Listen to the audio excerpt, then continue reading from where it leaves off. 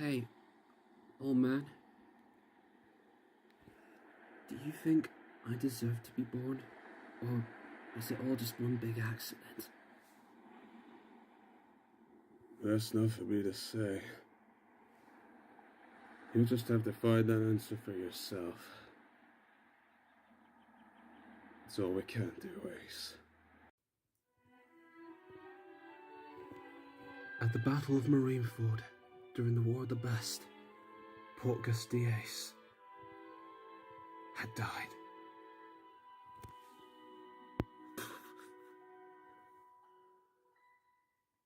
He went on many adventures and saw so many sights, but the cruelty of death couldn't be avoided. But Ace was neither scared nor mad, and his last words that he spoke were said from the heart and with confidence that everyone would be okay. Hey, Luffy, do you think you could tell everyone what I'm about to tell you now? I don't have the strength to raise my voice anymore. I'm too weak. To Pops, everyone, to the Don, and if he's alive, Sabo, and also to you, Luffy. Thank you for sticking up for someone like me, who's good for nothing, who bared such bad blood in his veins.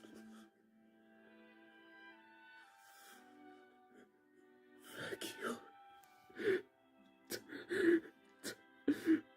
for loving me.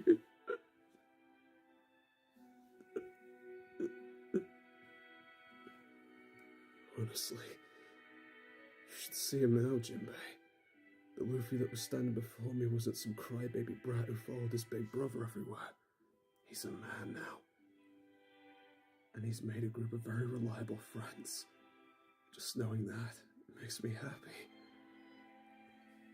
I'm really glad he's gonna be okay.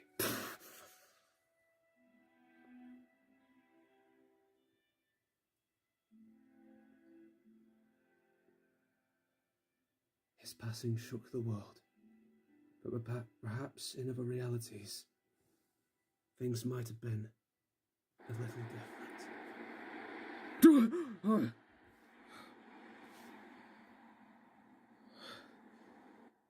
How long was I asleep for? This is the story of another Portgas D Ace.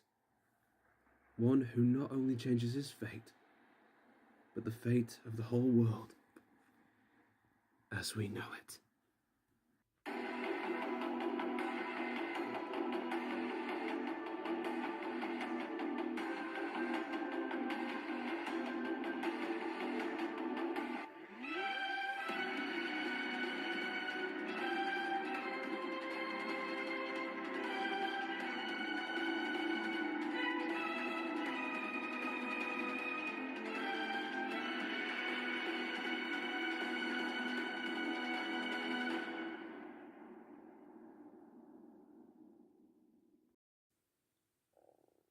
While the Battle of Bonaro Island, the beginning of this story remains the same, what Marshall D. Teach did next was truly surprising. He removed Ace's devil fruit and sold it off to Doflamingo, and then, during the War of the Best, Ace got more banged up than he ever did in the original timeline. But when stood face to face with Teach and Admiral Akainu, death was assured, until he was saved by Whitebeard. Though Teach had stolen his devil fruit, and his chest was now pierced by Akainu, Edward Newgate entrusted his fruit and his will to Ace, as the Whitebeard pirates took Ace to safety, leaving Whitebeard to fight alone, a fight that would ultimately cost his life. Despite the loss, Ace wasn't going to let his chance to live go to waste. Upon eating the Quake fruit, and with training from Dark King Silver's Rayleigh, he sets out alone to the New World to find his father's Gold Roger's treasure and bring about a big family with him to share this great treasure. Ace searched the entire new world trying to find his new family, but it turns out his family found him. Starting with a beast tamer named Arn and her bird named Balloon, the two and Ace found themselves in trouble with the pirate 600 Spiel, and Balloon was almost taken away because of that meeting. But Ace uses Quake Fist to stop Spiel in his tracks and save both Balloon and Anne. After hearing about Anne's dream to tame the strongest mythical creature out there in the world, Ace invites her and Balloon to join his family, and thus his adventure was now a shared one. Sailing across the new world with a group seemed very smooth for Ace. That is, until he, Arn, and Balloon were both taken prisoner and taken to an island owned by Emperor of the Sea Gil Tesoro. The wardens of this prison island, that being Silver Fox Foxy and Mad Treasure, have been locking up pirates and marines alike ever since the War of the Best 2 years ago. And there they sold the strongest to Tesoro for a high price. Our heroes would have been in trouble, if not with the help of the other inmates inside, including Ella, a beast tamer who gives Arn a tamer dial to tame even the most fiercest of animals. Peckhams, formerly of the Big Mom Pirates, Page One and Alty, formerly of the Toby Roper and Beast Pirates, a man who was awed by Ace's survival during the War of the Best by the name of Bartolomeo, and of course the glutton, Jewelry Bonnie herself. The island's prison was fortified with gold, and none could get out of it. But unable to hold back against an army of guards, Ace uses a mighty fist to rip the prison apart. And it was there Foxy and Treasure knew that Ace had Whitebeard's devil fruit and was once a part of his crew. Foxy believed that selling him would gift him a big price from Tesoro, and so he betrays Mad Treasure, only to wave the white flag over the towering aura of Ace himself, along with his new crew. But Foxy wasn't out of the woods just yet, as there was another prisoner who would like a word or two, and his name was Crocodile. And after the dust settled, and with Foxy and Treasure in custody by Baroque Works, the prisoners were now all free to go. After the prison break, Ace invited those who have helped him, Arn, and Balloon escape to join his crew. While Bartolomeo instantly joined the crew, Peckhams, Page One, and Alty were reluctant at first, but they joined the crew out of gratitude. Ace also wanted Bonnie to join too, however, Bonnie was a part of Baroque Works. But as thanks to freeing him, Crocodile allowed Bonnie to go with Ace, provided that he promised him one thing: to take down Gil Tesoro. As they sail onward to find the One Piece, Arn said her goodbyes to Ella, and while she did ask if she wanted to come with them, Ella entrusts her dream of finding a legendary beast to Anne. As everyone settles in, Ace asks the rest of the crew what their dreams and goals are. Page One and Alty had a goal, but have forgotten about it, no small part due to the user of the Hobby fruit. Peckhams was the same, but he wishes to return home to Zoe as a hero one day.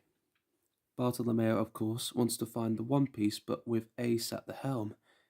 And Bonnie, well, her goal was a little more personal. Her goal was to return her father to the way he was before being turned into a pacifista used by the world government. The one who could turn him back was a scientist, a man by the name of Dr. Vegapunk, who invents his little schemes on Egghead Island. Intrigued, the crew set sails to Egghead, while unknowingly being hunted by a warlord of the sea, the Demonair, Douglas Bullet, who vows to one-up Gold Roger through his son. Ace and his crew soon arrived at the frozen shores of the futuristic Egghead Island, home to Dr. Vegapunk, a scientist working for the world government and a genius among mankind, but upon their arrival, Their ship was attacked by a mechanical shark and a giant robot that blows Ace and Bonnie away. The rest of the crew were taken into custody by the pilot of the giant robot, the evil among Vegapunk's satellites, Lilith. But thanks to another satellite, Shaka, they were instead brought to him so that he could have a little word with them.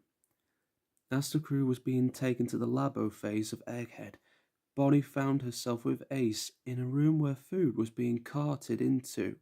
Thus, this is where the two would come face to face with another satellite, Punk 6, York. Any other person would have been freaked out by this sudden surprise of visitors, but York was quite welcome of it. She was even surprised when Ace shared his food with her. But Ace saw that Bonnie was focused on finding Vegapunk and demands to know where he was. York, however, falls asleep, leaving Bonnie to find any leads on Vegapunk's whereabouts on her own. Ace wanted to come with, but Bonnie told him to back off, as this had nothing to do with him, and everything to do with her father, Bartholomew Kuma. After a brawl with Lilith, Shaka then showed Bonnie what she was looking for that will tell her the truth about Kuma's past and what he went through. With Bonnie safely locked inside with Kuma's memories, Shaka gathered Ace's crew together alongside Lilith, Edison, Pythagoras, Atlas and York to discuss of a plan to find Dr. Vegapunk, who went missing after a meeting with an unknown group. However, and thankfully, he was still on the island. The question was where, and so multiple search parties were made to find Dr. Vegapunk. While on the way with York and Pythagoras, Ace comments on how well Egghead runs and how each satellite felt like a family. Just how Ace felt with his family aboard Whitebeard's crew.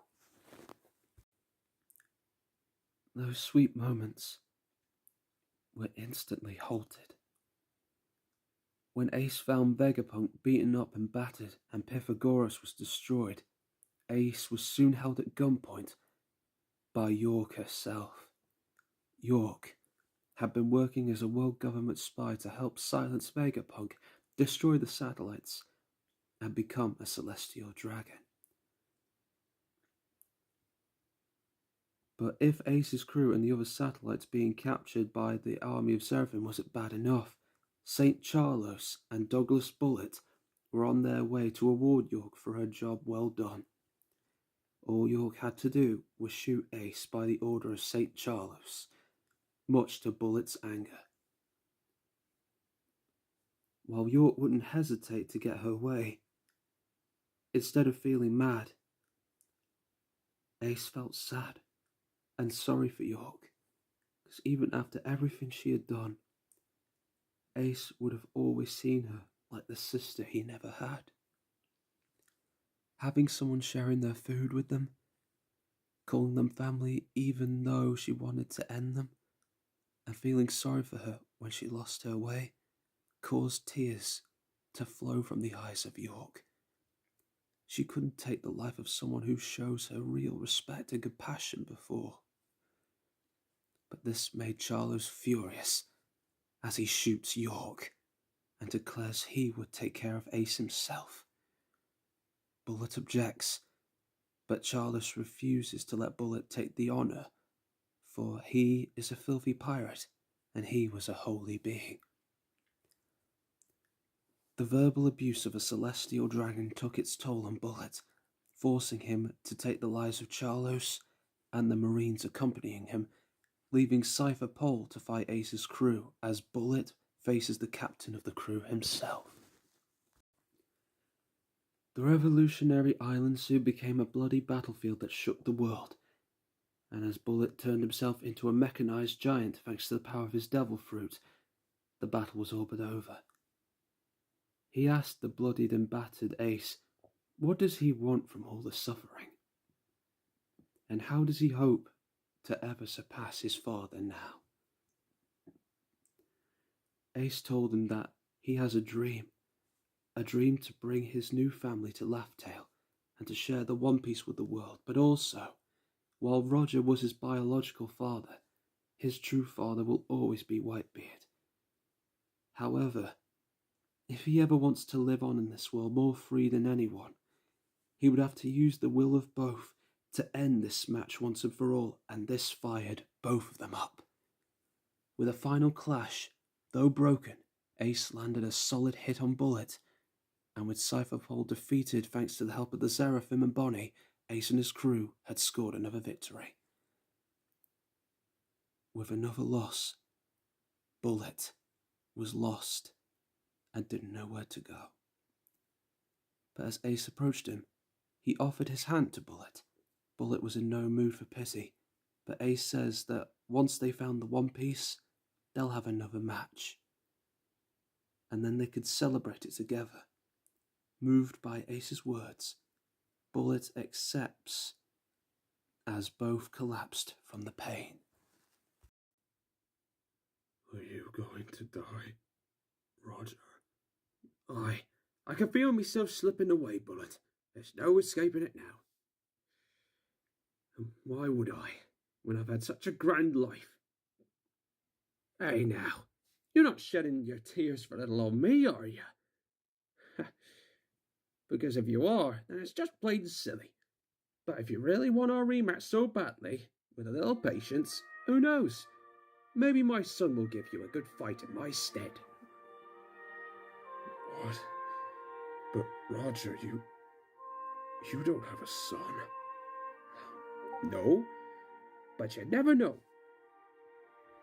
Maybe I might have one on the way.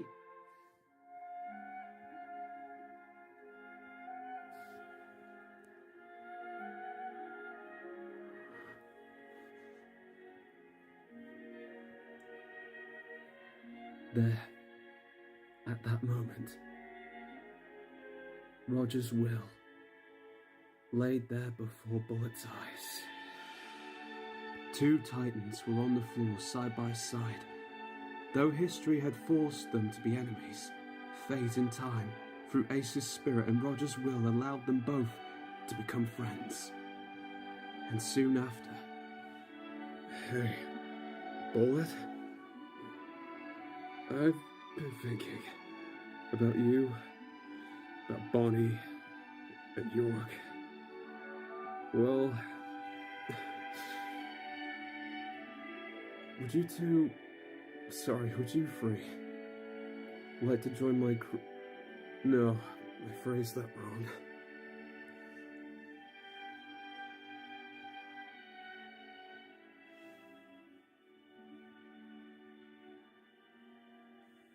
Would you all like to join my family?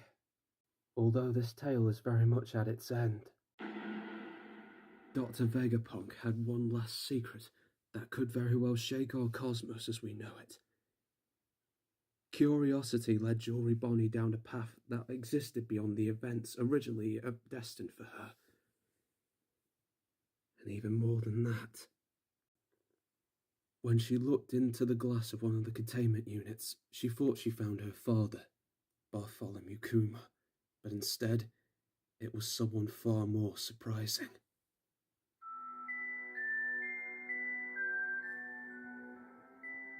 One can only wonder what events will transpire next. But in time... Oh, so that's where you were, Bonnie. Hey, big guy. Did you look after Bonnie for me? Thanks. So what's your name?